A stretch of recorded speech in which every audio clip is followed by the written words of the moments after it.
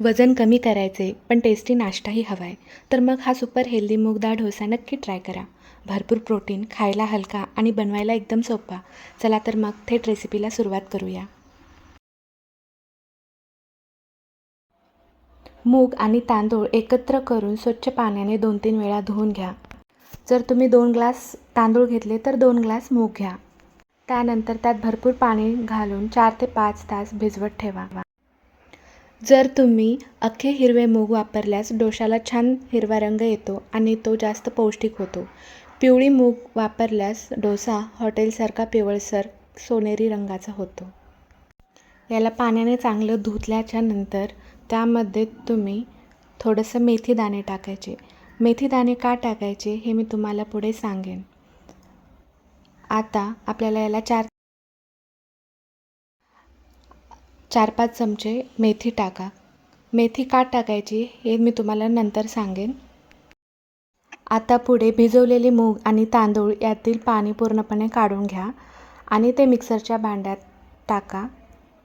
त्यामध्ये तुम्ही हिरव्या मिरच्या, आलं आणि थोडंसं जिरं टाका आणि जे आपण पाणी काढून घेतले तेच पाणी थोडं थोडं या मिक्सरमध्ये टाकून त्याची बारीक आणि मऊ स्मूथी वाटून घ्या.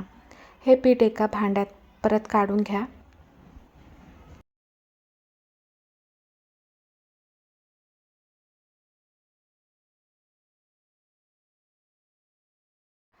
पिठाची कन्सिस्टन्सी चेक करा. ती आपल्या नेहमीच्या डोशाच्या पिठासारखी मध्यम असावी, जास्त पातळ नको.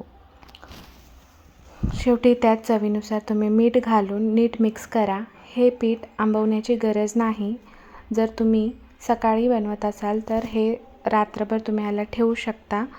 लगेच ज्यावेळेस तुम्हाला करायचे त्यावेळेसच तुम्ही त्यामध्ये मीठ टाका आणि त्याचसोबत त्यामध्ये थोडंसं दही टाका.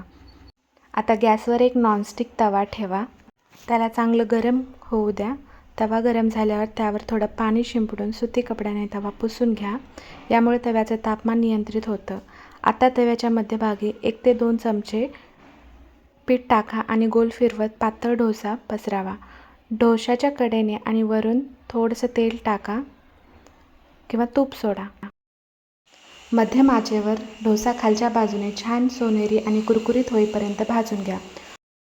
तुमच्यासाठी गोल्डन टिप्स. मेथी दाण्यामधील घटकांमुळे डोसा एकदम पेपरासारखा कडक आणि क्रिस्पी होतो. मऊ पडत नाही आणि तव्याला चिटकतही नाही. यामुळे पिठाला चांगलं बॉन्डिंग मिळतं, ज्यामुळे डोसा तव्यावरून अगदी सहज निघतो. बघा, आपला गरमागरम आणि कुरकुरीत मूग तांदळाचा डोसा तयार आहे. हा डोसा तुम्ही नारळाच्या चटणीसोबत सर्व करू शकता. जर तुम्हाला रेसिपी आवडली असल्यास व्हिडिओला लाईक करा, तुमच्या मैत्रिणीसोबत शेअर करा आणि अशाच रेसिपीजसाठी चॅनेलला फॉलो करा.